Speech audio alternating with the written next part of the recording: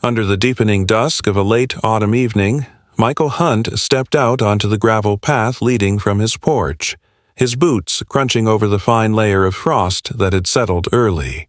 The temperature had dropped quickly, and a sharp wind brushed against his face like a quiet warning.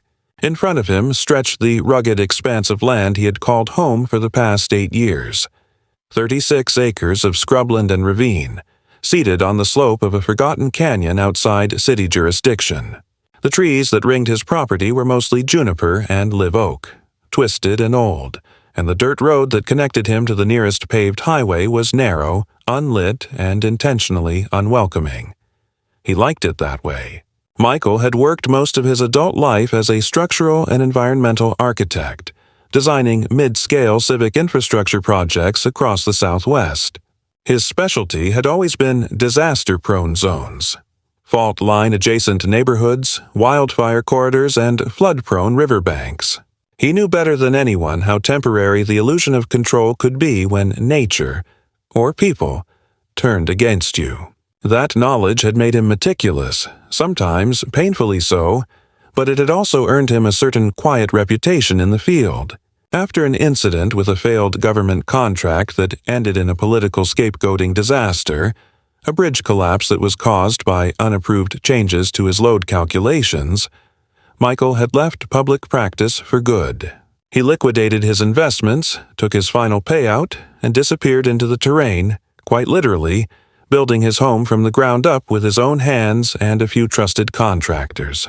He had poured months into making the house structurally sound, passive-cooled, off-grid capable, and fortified in ways that only someone with his experience and paranoia could imagine. He wasn't a survivalist in the popular sense. He didn't wear camouflage or hoard ammunition in bunkers, but he believed in personal accountability and in the principle that your home should be defensible, not just against the elements, but against intrusion, bureaucratic overreach, and collective pressure disguised as regulation. He didn't host barbecues, he didn't go to town meetings, and he most certainly didn't sign up for neighborhood initiatives. So, when the community around him, a loosely managed but increasingly aggressive residential district council, began rolling out what they called unified visual and security guidelines for communal integrity and safety, Michael ignored them. He had no covenant with them, no legal document connecting his land to their oversight. His property had been carved out years before the surrounding neighborhoods had become a development zone, and the original deed made that clear. Still, the letters came. Requests, then suggestions, then warnings. You are out of compliance with the recommended perimeter visibility protocols. Your home is not listed in our development registry. We strongly encourage participation in the upcoming survey regarding property-level safety integration. It was easy enough to ignore, until it wasn't. 3 nights ago, something had tripped one of the southern motion detectors near the dry creek bed that bordered the edge of his land. It was a place no one should have been, not unless they were lost or had business being there. The signal had come and gone in less than a second. No corresponding image, no audio trigger. Michael had dismissed it as a rabbit or possibly a deer, though neither usually roamed that deep into the canyon this time of year. The next night, another sensor, this time on the East Approach Trail. Again, brief, silent, and without visual. He'd run a full diagnostic on the system, but everything came back clean. That's when the unease started to settle under his ribs like a slow-building infection. It wasn't fear, not exactly. Michael didn't do fear, but it was something close, a kind of awareness, a tightening in the chest, as if some unspoken part of him had already recognized a pattern forming, one his conscious mind hadn't yet accepted. Now, standing in the darkening cold with his hands stuffed into the pockets of a worn canvas jacket, he scanned the tree line beyond his fence line. Nothing moved. The wind stirred the branches and the shadows shifted, but there were no figures, no animals, no sounds but the low groan of wind through dry limbs. Still, his right hand instinctively traced the key on his belt that unlocked the reinforced utility hatch beneath the back deck. Inside, his gear was organized by scenario: weather emergencies, structural failures, wildlife breaches, and, in a locked drawer, a single hunting rifle. Not for sport. He hadn't used it in years, but it was oiled, cleaned, and sighted in, just in case. A man doesn't build a house like this without imagining worst-case scenarios. And sometimes those scenarios walk up to your doorstep wearing a polite smile or carrying a clipboard. Sometimes they don't bother with pretense at all. He was about to head inside when a flicker of movement caught his eye. Not from the forest, but from the west access trail that sloped down into the gully. It was brief, maybe just a shadow falling in a strange way, but he knew that trail intimately, had walked it every week for years. And that shadow didn't belong. He didn't turn toward it directly. Instead, he yawned, stretched his arms, and casually walked back toward the porch, glancing over his shoulder only once. Still nothing. No noise. No light. But the skin between his shoulder blades itched, the way it only did when he knew he was being watched. Inside, the warmth of the house wrapped around him like a shell. Concrete floors, cedar-paneled walls, dim amber lighting from recessed fixtures. The place was designed to soothe and protect. He moved to the command desk built into the corner of the open-plan kitchen and tapped the screen of his security system. A top-down grid of the property appeared, with real-time sensor data overlaid. No current activity. He brought up the historical logs. A spike, minimal, 3 minutes ago. Exactly where he'd seen the shadow. Just enough pressure to shift a ground sensor under the gravel, not enough to activate visual monitoring. That was deliberate. Whoever it was, they knew how to stay just under the threshold. That wasn't a trespasser. That was reconnaissance. Someone had mapped his system well enough to test it in small doses. Michael's jaw clenched. He tapped a series of keys that activated the auxiliary cameras. Not the main feeds, but the fallback lenses he'd installed after a severe thunderstorm knocked out his original lines 3 years back. Their resolution was lower, but their angle was unique. He panned one toward the west trail. There, near the lower rock cluster, was a faint indentation in the soil. Fresh. No tracks, no outline, just compressed earth. And then, a reflection. Brief. Like light bouncing off glass. Binoculars. A lens. He couldn't be sure, but he was done pretending it was animals.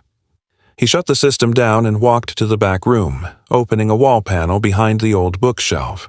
The rifle case was where it had always been. He hesitated, then opened it and checked the magazine. Loaded. Safety on. He left it that way and carried the case into the main room, resting it beside the door. He didn't call the sheriff. Not yet. He didn't turn on the floodlights. That would give too much away.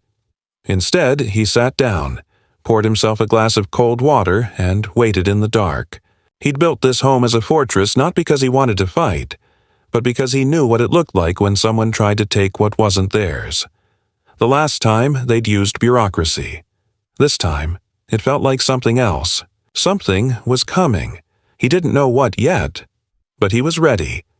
It started just past midnight with the sound of gravel shifting, soft but undeniable, somewhere beyond the reinforced glass of Michael's southern window. He had been half dozing in his reading chair, the rifle case still beside him, unopened but close enough to reach in a second. The security system hadn't triggered an alarm, but Michael didn't need one now. His instincts, honed not by military service but by a life of structural precision and hard-earned distrust, told him something was about to happen.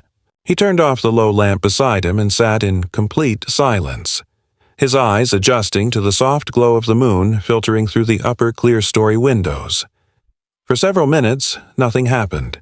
Then the second sound came. Not gravel this time, but the soft, metallic clink of something brushing against the metal railing outside the lower deck. He moved silently, crossing the room barefoot on cold concrete. At the back wall, he reached for the slim vertical slit of the observation port built into the frame. one of several discrete sight lines built during construction, invisible from the outside. He angled it downward. Below, on the slope just outside the back perimeter fence, shadows moved. Not one, not two, 5 figures, spaced with professional precision, low to the ground, each wearing dark clothing and carrying long-barreled weapons. They weren't teenagers out for a thrill. They weren't drunk hunters who had lost their way. These were men with purpose. Michael felt the cold rush of adrenaline hit him in the chest. He didn't panic. He backed away, moved to the wall panel, and flipped a switch beneath the console. The security system's secondary defense protocols engaged. Silent alarms, internal camera loopback, and engagement of non-lethal perimeter traps on the east and north sides. He wasn't going to engage unless forced, but he wasn't going to be passive either. He moved to the gun case, opened it, and pulled the rifle free, checking the chamber and quietly racking around. He flicked the safety to ready but didn't shoulder it yet. Then, keeping his movements deliberate and steady, he accessed the emergency alert device. Not a phone call, but a hardwired signal routed through a direct landline to the sheriff's station 25 miles away. He triggered the distress code. A silent beacon. Then he waited. 5 minutes passed. 10. No confirmation. No incoming call. No sirens. He activated the outbound line manually and got nothing but static. Someone had blocked the signal or rerouted it. That was no accident. Someone had known to jam the analog line or worse, had manipulated the network from within the utility grid. Outside, movement intensified. The 5 figures had split. One had taken a higher position on the ridge, using the natural rock formations for cover. Another had moved along the eastern fence line. 2 more were just beyond the lower slope, using darkness as their shroud. The 5th was already at the service gate. That was the point Michael made the decision. He moved quickly but methodically through the house, positioning himself at the upper landing with clear line of sight to the lower yard. From here, he could see the service gate just through the trees. He steadied his breathing, brought the rifle to his shoulder, and waited until the figure nearest the gate reached for the latch. The sound of the rifle shot was deafening in the stillness, a single crack that echoed like thunder down the canyon. The man dropped instantly, not dead, but hit clean through the thigh. Michael didn't aim to kill unless he had no choice. He chambered the next round with cold efficiency. The other men froze. Their movement had been silent and rehearsed, but now they hesitated. Someone shouted, not a command, but a surprised curse. They hadn't expected resistance. They hadn't expected accuracy. They were professionals, but so was he. In a different arena, maybe, but just as practiced in reading angles, calculating vectors, and assessing risk. They retreated to cover, dragging the wounded man behind them. For the next hour, a tense standoff unfolded. Michael used the darkness and his knowledge of the terrain to his advantage. He moved between positions, leaving false signs of his presence. He activated decoy lights at random points around the property to disorient them. Once, he triggered a pre-recorded audio of footsteps inside the tool shed, drawing 2 men into a trap zone. When they opened the door, they triggered a flash flare, non-lethal, but blinding. By the time they regrouped, Michael had repositioned again. He wasn't just defending his property. He was forcing them to question the plan they'd come with, the layout they thought they knew, the man they assumed would be asleep or panicked. Eventually, they pulled back. He saw them retreat in twos, carrying their wounded, disappearing into the same forested trail they had emerged from. By the time the first streaks of dawn touched the horizon, they were gone. Michael didn't follow. He didn't celebrate.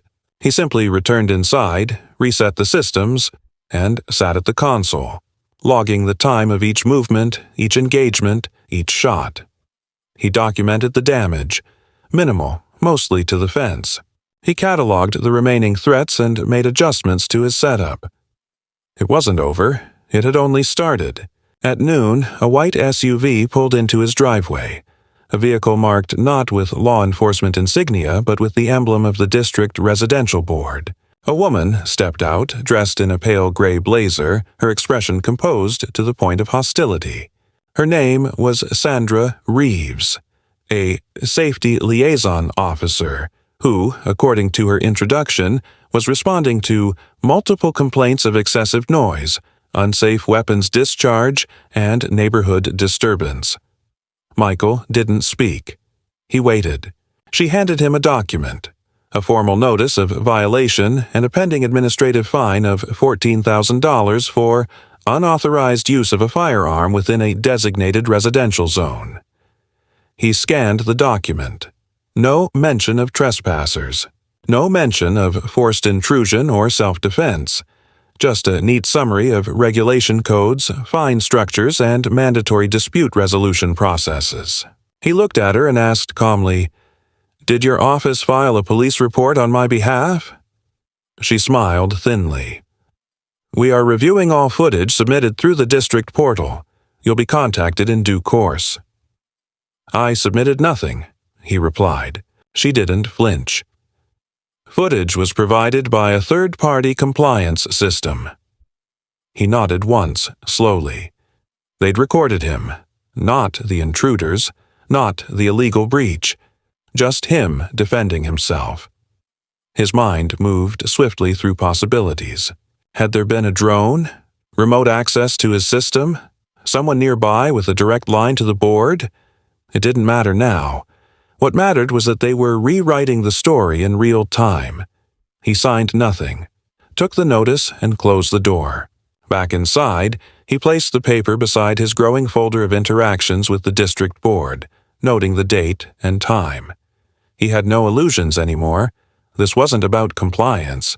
This was a push. A strategic, deliberate effort to provoke, discredit, and ultimately force removal. But why? Why now? Why him?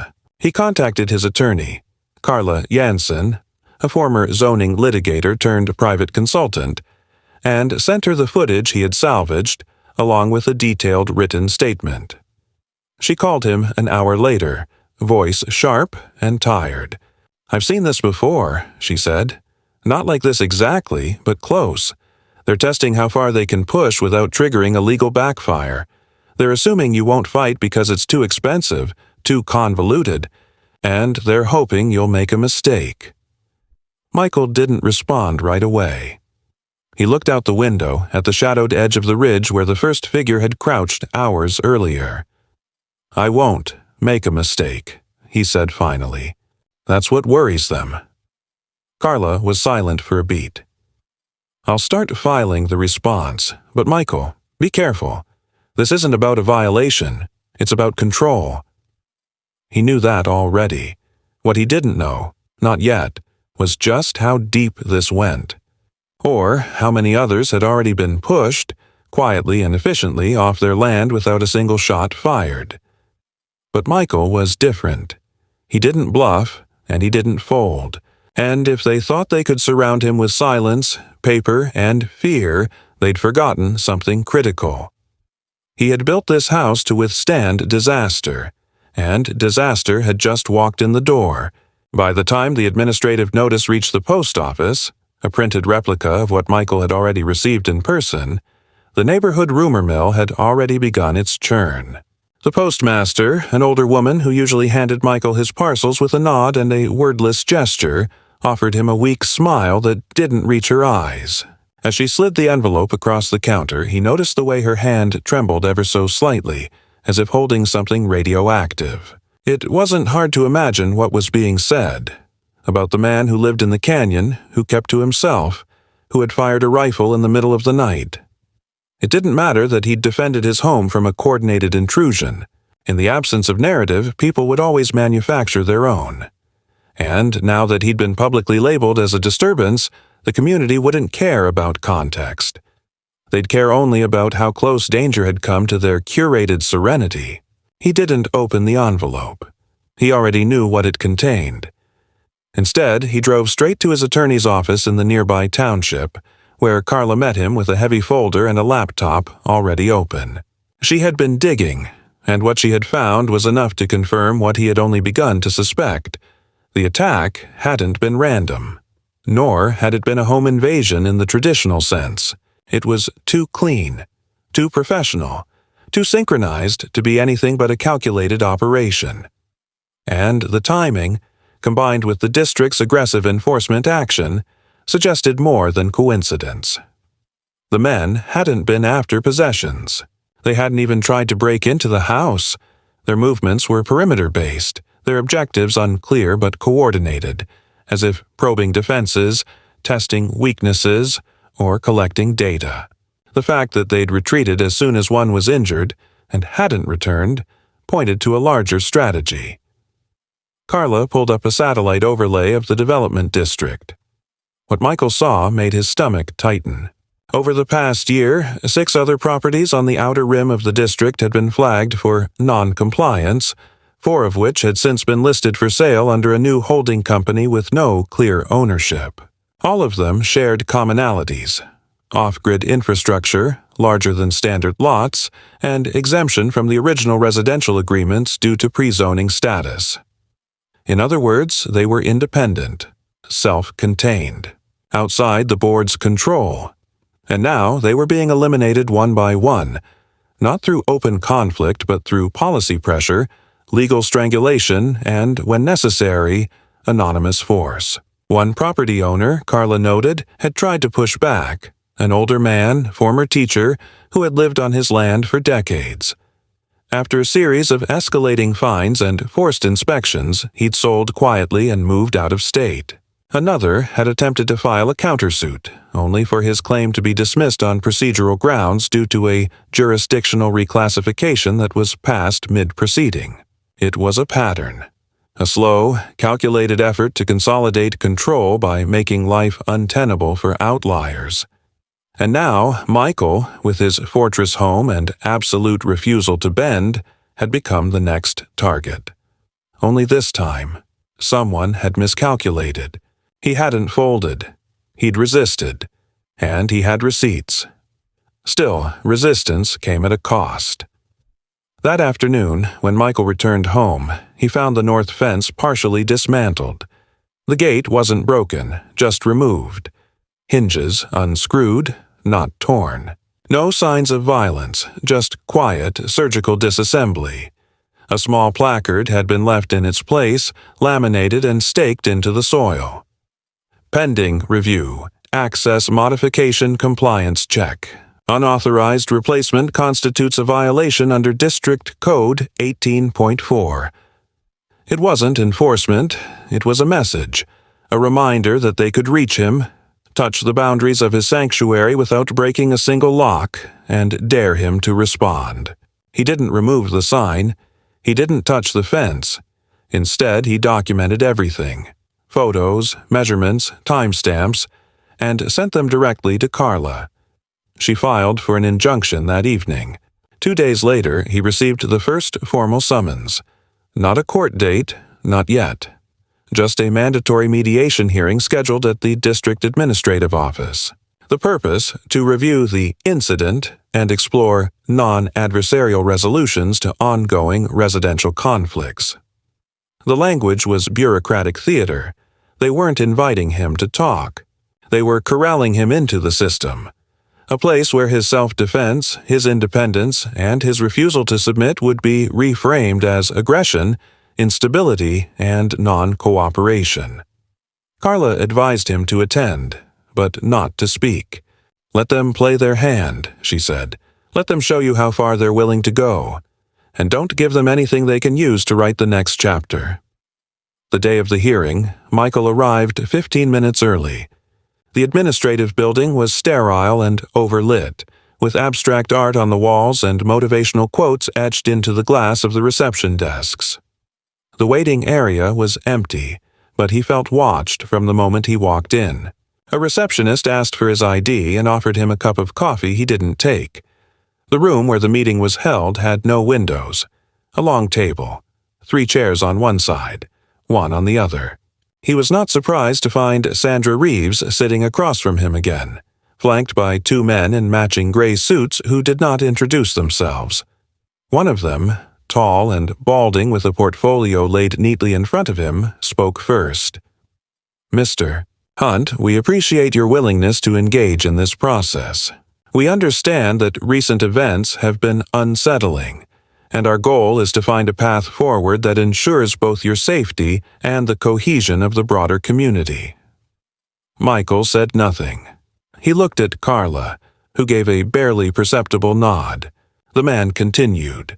There have been allegations, and I emphasize unverified, of excessive force, discharge of a firearm within residential bounds, and failure to notify appropriate emergency services in a timely manner. Additionally, your property has been flagged for review under Section 23C, which allows for temporary easement adjustments in the interest of district-wide safety protocol integration. That was it. Buried beneath the sanitized language was the real move. They weren't going to fine him. They were going to take pieces of his land, legally redefine his boundary lines, and render his perimeter protections null. It wasn't about what he'd done. It was about making him vulnerable. Michael leaned back in his chair, still silent. Sandra spoke next. We believe this doesn't have to be adversarial. If you were willing to enter a compliance plan, the district would be more than happy to expedite a rollback of the current proceedings. It was bait. A compliance plan would give them access to his systems, oversight over his security measures, and the right to conduct routine inspections. It would mean ceding control of his property in exchange for temporary peace, a ceasefire on terms they could break whenever they wanted. Michael reached into his bag, pulled out a copy of the footage from the night of the attack, and placed it on the table. This is what happened. 5 armed men approached my home. I disabled one. I did not pursue. I did not escalate. I followed every letter of state law. What I did was legal. What they did, and what you're doing, is not. Carla added, We are filing for injunctive relief and a federal review of your zoning authority. Any further administrative action will be viewed as retaliatory and will be included in the filing. There was a long silence. The man with the portfolio said nothing. Sandra's face remained unreadable. Michael stood, nodded once to Carla, and left the room. He didn't slam the door. He didn't raise his voice. But something in the air shifted. For the first time, the balance of pressure had tilted. Outside, the wind was rising. A storm front was coming in over the hills, low clouds rolling like bruises across the sky. Michael drove back in silence, watching the tree line along the ridge with eyes that saw more now than they had before. He had survived the first push, but the second wave would be different. Quieter, smarter, and far more dangerous. They wouldn't send armed men again. They'd send a pressure, paper, process. They would push until he cracked. But what they hadn't figured out yet was this. Michael Hunt didn't crack. He calculated, and he was just getting started. It was late morning when Michael received the package. No return address, no markings beyond a single bar-coded label and a 3-letter code he didn't recognize. It was delivered not to his home, but to the small private mailbox he kept at a hardware store 20 miles out, far from any district eyes. He had always used that address for off-grid deliveries, specialized components, rare replacement parts, technical manuals. But this package wasn't something he'd ordered. The weight of it, dense and tightly packed, gave away nothing. He drove back home without opening it, waiting until he was behind the security perimeter before bringing it into the house. There, under the muted light of his workbench lamp, he slit the seal and unfolded the flap slowly, expecting, he wasn't sure what exactly. Surveillance equipment? A veiled threat? What he found instead was documentation. Hundreds of pages, some printed, others photocopied, and a flash drive wrapped in a padded sleeve. At the top of the pile was a single page with 2 words printed in block letters. Use wisely. The first thing he noticed was the insignia, faint but real, of the district's internal auditing department. It wasn't the public-facing administrative board that had sent this. These were internal memos, budget breakdowns, property review logs, and, most importantly, a roadmap of transactions and ownership transfers that painted a precise picture of what the district had been orchestrating for the last 3 years. Carla arrived an hour later after receiving a coded message from him, a pre-agreed signal they had set in place during their last strategy session. When she walked in and saw the material spread across the table, she didn't ask where it came from. She simply began to read. They spent the next 6 hours in silence, moving through the documents, cataloging everything, cross-referencing each property name and transfer timeline with public records. What emerged was confirmation, not of a theory, but of a systemic strategy. The district had been identifying non-compliant or isolated properties, ones not tied to developer interests, those with owners who had opted out or predated zoning overlays, and had been applying layered pressure until sale or seizure was inevitable. The method was elegant. Fines were introduced incrementally. Safety compliance was used to initiate home inspections. Zoning boundaries were redrawn quietly through district meetings that conveniently failed to reach all stakeholders. And in every instance, once the owner was out, the property transferred, not to a private buyer, but to a holding entity that masked the true investor behind a chain of limited partnerships. The purpose was obvious now: consolidation, a silent reformation of land ownership under the pretext of unifying and modernizing the area. The flash drive held video evidence, drone footage, surveillance stills, and timestamps that corresponded with known incidents. One video showed 2 men, the same ones who had flanked Michael's eastern perimeter the night of the attack, surveying another property weeks earlier. The footage had been captured by a motion-activated hunting camera hidden in a tree. There was also a copy of a letter, never mailed, addressed to the regional press, written by a property owner whose name Michael recognized from Carla's previous list. The letter described ongoing harassment, sudden code violations, a mysterious gas leak that coincided with an inspection, and ultimately a forced relocation after a late-night incident left the owner hospitalized. The name on the letter was crossed out with a black marker, but Michael felt a cold certainty that the man who'd written it no longer lived anywhere near here. He might not be alive at all. Carla was the first to speak. "This is more than land acquisition. This is systematic erasure." Her voice was calm, but Michael could hear the fatigue threading beneath it.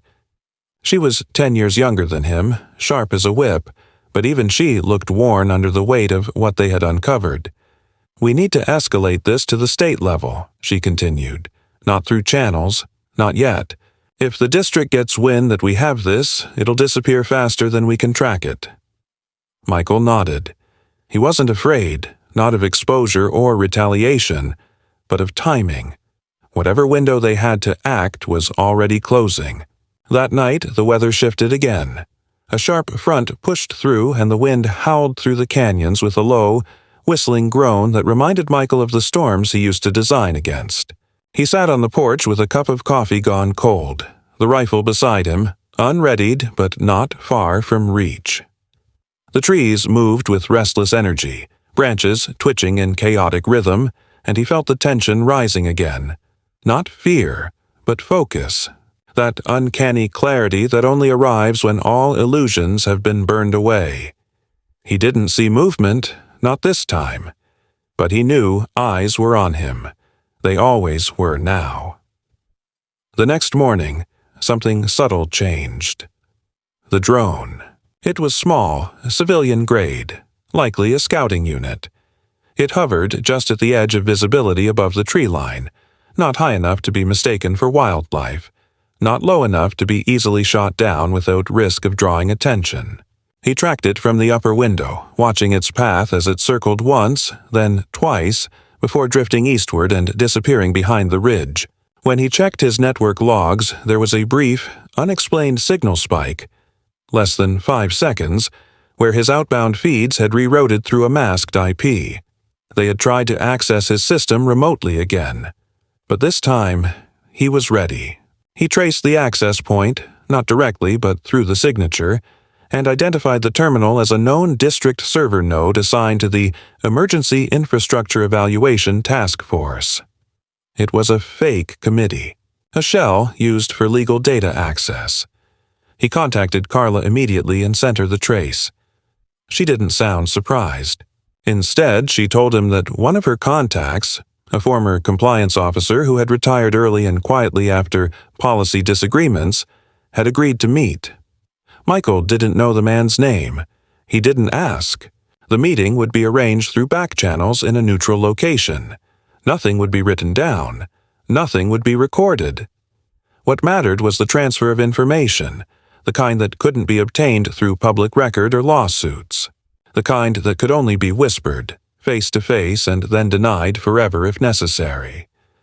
As preparations for the meeting unfolded, Michael reinforced the house, not with weapons, with insulation, with communication, with fail-safes. He backed up every file to encrypted hard drives stored in separate locations. He programmed the emergency system to trigger a timed data dump to Carla and 3 other attorneys in the event of tampering. He mapped exit routes not just for himself, but for her. Contingency plans layered on top of contingency plans. Not because he expected to run, but because he expected them to assume he would. And in that assumption, he found his only real advantage.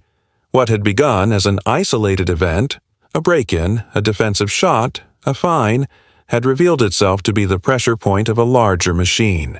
A machine that didn't rely on violence but welcomed it when useful. A system designed not to defeat people directly, but to exhaust them into submission. Michael had spent his life designing systems, resilient, redundant, disaster-proof. Now, for the first time, he was living inside one not of his own making. But he wasn't just a cog in it, he was a flaw, an unresolved variable, a complication, and he knew what systems did to complications. They deleted them. But this time the system had chosen the wrong man, and the deletion wouldn't be clean. 3 days after the package arrived and the drone was spotted circling the ridge, Michael's property was targeted again. Only this time, the approach was quieter, more refined, and ultimately more dangerous than anything that had come before. It began with a noise so subtle that, under normal circumstances, it might have gone unnoticed. The faint hum of a utility vehicle's electric motor grinding slowly up the gravel path in the pre-dawn haze. Michael, already awake and stationed near the south-facing window, watched the vehicle ascend the grade without headlights, its outline barely visible against the dim silhouette of the forest. He didn't reach for the rifle this time. He simply observed. The vehicle stopped at the base of his eastern slope, just beyond the outer fence line, land that technically still belonged to him, though a recent rezoning ordinance had contested that. 2 figures emerged from the cab, one carrying a hard case, the other holding a long metal probe. Their vests were labeled Soil Testing Division, but Michael immediately recognized them as private subcontractors, neither of whom appeared on the Public District Registry for inspection personnel. That, in itself, wasn't surprising. By now, he expected false fronts. What struck him was their deliberate pace, the way they walked with purpose but without urgency, as though they already had authorization, as though no resistance was anticipated. One knelt to insert the probe into the earth, recording its depth, while the other placed several small devices, sensors, likely, around the perimeter. Michael flipped the external sensor feed to record silently. He didn't confront them. Not yet. They remained on the property for exactly 18 minutes and then departed without acknowledgement, packing their gear as methodically as they had unpacked it. When he reviewed the footage an hour later, he saw something else, buried between frames. A flash of reflection inside one of the sensors they left behind. Upon zooming in, he realized it was not a soil sensor at all, but a directional audio pickup camouflaged to resemble one. They hadn't come to collect samples. They had come to plant surveillance equipment. No warrant, no notice, no warning. He forwarded everything to Carla, who, within the hour, fired off a cease and desist letter coupled with a notice of property violation, addressed both to the district's legal affairs office and the subcontractor's licensing board. By midday, she'd received an automated reply acknowledging receipt and nothing more. That evening, Michael returned to the ridge where the devices had been placed. He wore gloves, moved carefully, and extracted each object one by one, cataloging them before securing them inside a lead-lined case. But even as he completed the sweep, he knew it was only the surface layer. The real attack hadn't started yet. The next morning brought confirmation of that. As Michael reviewed his mail, he found 3 new notices. One from the Department of Fire Safety, citing unapproved vegetation density and non-compliant fuel break distance, another from the Environmental Quality Board, demanding a review of his septic system due to an anonymous complaint, and a third, a registered letter from the Department of Tax Equalization, informing him of a retroactive revaluation of his property that increased his assessed value by 46%, citing market adjustment under district improvement incentives. The implication was clear. They were deploying every bureaucratic weapon at their disposal. He contacted Carla again, who sighed before even answering the phone. "They've moved into the next phase," she said. "They're not just pressuring you anymore. They're trying to bury you in process." Michael didn't argue. He already knew. "You have 3 concurrent administrative fronts now," she continued. "They're betting on attrition, that you'll fold before we can litigate anything real." But Michael had no intention of folding. If anything, the escalation only confirmed what he'd suspected for weeks now.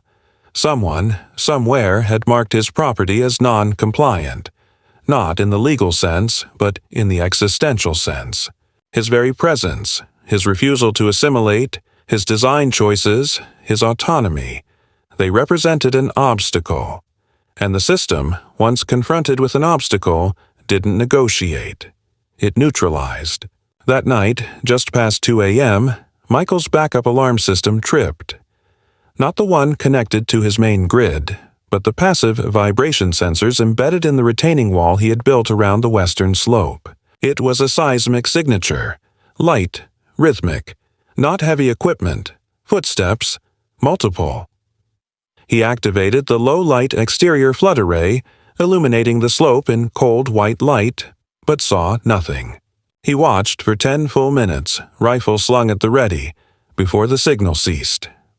In the morning, he checked the path. No footprints, no broken branches, no visible signs of entry. But near the drainage basin, wedged between 2 boulders, he found a scrap of fabric, black nylon, torn and caught on a jagged edge. He sealed it in a bag and stored it with the rest of the incident archive. Another piece, another timestamp. They had come close again. Testing, measuring response. 2 days later, Carla called with new information. Her contact, the former compliance officer, had confirmed that Michael's name appeared on an internal review list, alongside 6 other property owners, most of whom had already vacated or entered forced mediation. The list was not official, and it was not public. But it existed, and it was updated regularly by a department called the Community Integration Task Force, a body that had no legal standing but operated under the umbrella of district redevelopment initiatives. "It's a political ghost," she said. "No oversight, no charter, just a group of advisors with access to every department and no accountability. And they've decided you don't belong." Michael said nothing for a long time. He stood near the southern window, watching the wind move through the trees, wondering how many other people had faced this, how many had fought back and disappeared quietly, unable to carry the weight of resistance alone. He wasn't broken. Not yet. But he was tired. The kind of tired that sleep couldn't fix. The kind that came from always watching, always listening, always anticipating the next move in a game with no rules. On the 5th night, the power went out. No warning, no weather, no mechanical failure. His solar system should have kicked in, but the inverter had been tampered with. He could see the signs of forced access on the panel. He switched to backup power, re-established perimeter lights, and rebooted the internal network. That was when he found the message. Not written, not spoken. Embedded in a ghost ping. A digital trace left by a signal that had passed through his firewall exactly 7 minutes before the power cut. The message was 6 words. Move now, or you'll regret staying. He stared at the screen for a long time. Then, without flinching, he deleted the message, shut down the console, and walked to the weapons case.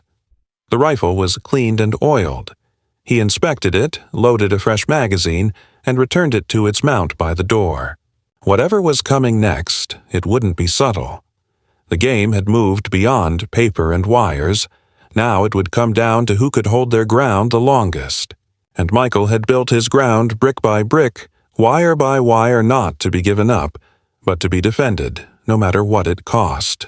The night descended without ceremony, the kind of heavy, anticipatory quiet that only arrives when something long-looming finally reaches the edge of execution. There was no shift in wind, no warning hum in the air, just a stillness that swallowed everything, even the usual nocturnal movement of the woods. It was the quiet of strategy, of a plan about to unfold by people who believed their target either unaware or broken. Michael had sensed the shift long before it manifested physically. He knew by the absence of interference, the delays, the soft bureaucratic hounding, the false inspections, that something else had taken its place. A silence built not on inaction, but on the efficiency of planning. He didn't wait. His systems had already been prepared for isolation. No network lines connected him to external feeds, and every digital pathway routed through randomized proxies. Every sensor pulsed in irregular intervals, and the house operated in layered redundancies, so that when the breach finally came, he was already moving. The alert came through the interior pressure grid, indicating activity within the secondary maintenance corridor, a location only someone with internal schematics would know to access. He didn't reach for panic or bluster. Instead, he moved with practiced speed, locking down segments of the structure as he moved, shifting visual feeds to decoys and activating confusion lights in critical angles. The first intruder appeared briefly in the thermal overlay, moving low, trained.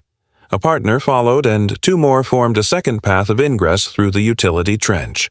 Their gear was clean, nondescript, tactical. Private sector precision. Michael didn't engage immediately. He let them breach, watched as they moved in formation. They weren't looking for property. They weren't vandals or thieves. Their goal was replacement. Removal. The house, however, was not built for passive surrender. One fell in the first ambush, a non-lethal incapacitation sequence triggered from an old laundry hatch converted into a flash cavity. The second was hit in the corridor by a redirected air compression surge that collapsed his eardrums and forced a blackout. The other 2 split. One headed for the generator access, attempting to deploy a signal disruptor. The other sought the office, the data vault. Michael waited. He didn't hunt them. He boxed them, used doors and power fluctuations to corral, misdirect, isolate. One was captured near the stairwell trying to pry open a grounded terminal that was never connected to anything at all. The last attempted to flee through the subfloor route, only to trip a sensorless drop trigger that disabled the egress tunnel and trapped him between steel plates. Michael did not kill them. He marked them, documented every move, and sealed the system behind them. He wasn't interested in revenge or spectacle. He needed evidence, identification. The gear was stripped of logos, but the serial markings on the rifles weren't fully filed. Small, deliberate errors. The kind made when someone wanted accountability to be just barely out of reach. Enough to deny, but not enough to erase. When Carla arrived, she walked the perimeter in silence, registering everything. Her voice, when she finally spoke, was low and grave.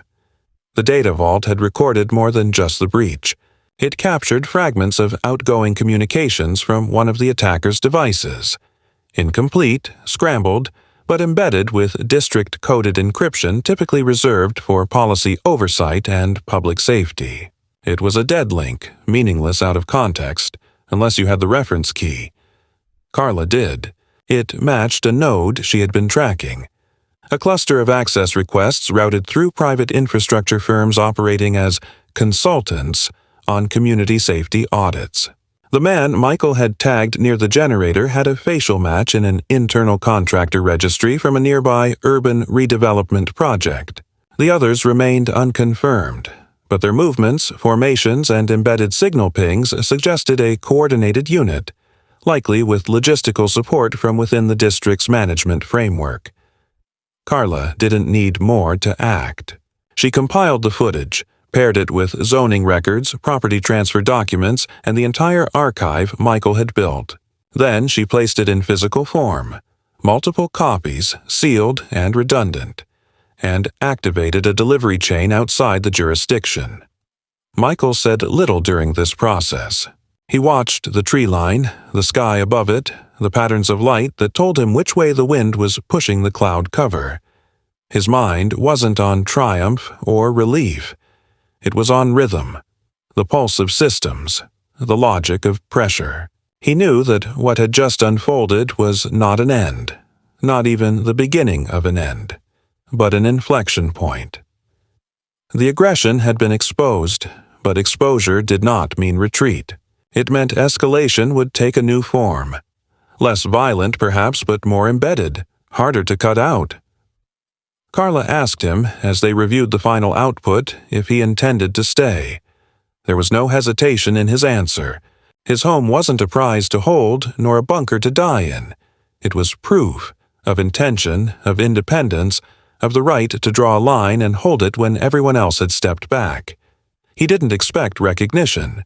He expected resistance, and that was enough. The last thing they did before leaving the room was activate the secure archive's transfer lock. The data would no longer live only in one place. It would be dispersed, impossible to erase without total destruction of the entire chain. As for the intruders, they were turned over, uninjured but bound, to the oversight contact Carla had summoned. No police were called. No statements were made. There would be no report, only a record. Absolute, untampered, irrefutable. Outside, the dawn broke not with a roar, but with a deep stillness. The kind of stillness that comes after something fundamental has shifted. The house stood as it had always stood, scarred but unbroken, quiet but never passive. And inside it, Michael waited, not for an apology or a settlement, but for the next movement in a campaign that, by its very nature, could not accept men like him. Self-contained, unyielding, unwilling to vanish just because a system decided they should. The days that followed unfolded not with explosions, but with silences that said more than threats ever could. The perimeter around Michael's property remained untouched, his systems intact, the long gravel road to his house undisturbed.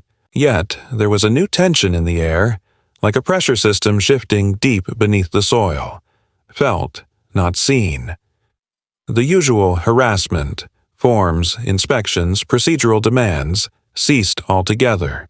No more envelopes, no unmarked vehicles, no planted utility men with clipboards, nothing. And that absence was not a retreat, but a recalibration. Michael had forced the machine to stall, and now it was searching for a new gear. The data Carla had disseminated began to ripple in legal channels. Federal attorneys quietly requested statements. A private firm launched a compliance audit on the subcontractor whose employee was captured during the breach. And somewhere behind closed doors, internal policy memos were hastily rewritten. But none of that came with headlines or courtroom fanfare. It happened in footnotes, in shifted appointments, in retracted applications. The district board issued a public memo thanking residents for their ongoing commitment to security, never once acknowledging the events that had unfolded, nor the case that was now developing beyond their reach. They pretended the pressure they had exerted had never happened, and in a sense, that was their only option, because acknowledging it would mean admitting what they had tried to do. Michael was left out of their language entirely, as if erasing his name from the narrative would erase the dent he had made in their plans. But erasure wasn't possible anymore. Too many eyes had turned toward the cracks. Carla's action triggered more than just inquiry. It forced other property owners to review their own histories, their own experiences. A pattern emerged, undeniable, and while few had Michael's resources or resolve, the simple act of witnessing was enough to change the field. Silence was broken, not in protests or campaigns, but in the subtle shift of people deciding they would no longer bend without question. That shift didn't break the system, but it weakened its grip, and that, in itself, was a kind of victory. Michael did not celebrate. There was no sense of conquest in him. He made no statements, gave no interviews, granted no access to curious outsiders wanting to tour the property of the man who held the line. His boundaries remained the same. He spent his time repairing what damage had been done, reinforcing the generator housing, resecuring the ventilation paths, clearing the residual data links that had been planted by the attackers. He rerouted his energy systems for greater redundancy, rebuilt his archive storage with manual inputs, removed every cloud-based relay. Not because he feared another attack, but because he understood one might still come. And if it did, he would meet it not with escalation, but with total preparedness. Quiet strength was his way, and he saw no reason to abandon it. Carla visited twice more. They spoke little each time, but the mutual understanding between them deepened. She brought updates when appropriate. Copies of communications, confirmations of dropped permits, copies of reassigned titles now marked disputed. She never brought optimism. She brought fact. And that was the kind of partnership Michael respected. Before she left the last time, she gave him a single sheet of paper, a clean copy of a declaration, filed and stamped, confirming that his property had been reclassified as an independent homestead under rural jurisdiction, severed from the district's administrative map. A technicality, a loophole, but one with teeth. "They'll try again," she said simply, "but now they'll have to do it from outside the line, and you'll see them coming." Michael didn't thank her. He nodded once, and that was enough. She knew what it meant. In the weeks that followed, the land began to feel different. Not freer, he didn't believe in that word anymore, but steadier. The pressure no longer seeped through every crack. The sounds of the forest returned. The power grid held without interruption. The system buzzed only when it should, and Michael returned to the rhythms he had known before all of it. Long maintenance walks at dusk, handwritten logs instead of typed, the smell of cedar oil and hot metal. The home was still his, in every sense, not because the system allowed it, but because he had made it so. People called him stubborn. Others, when they spoke of him at all, called him difficult. Dangerous even. And perhaps he was. But what none of them could deny, though few would say it aloud, was that he had drawn a line and refused to move. And the world, which so often pushed until nothing was left, had paused in front of that line, just long enough to matter. Michael never put up a sign. He didn't need to. The message had already been delivered, not in words, but in action, in silence, in unbroken resolve. His land remained quiet, surrounded by hills and trees that carried no allegiance. The road to his house stayed rough, unlit, and empty. And the man at the end of it, older now, lined with weeks of wait and wakefulness, remained exactly where he had started, on his ground, within his walls, behind the gate that had never opened for anyone who demanded entry without earning it.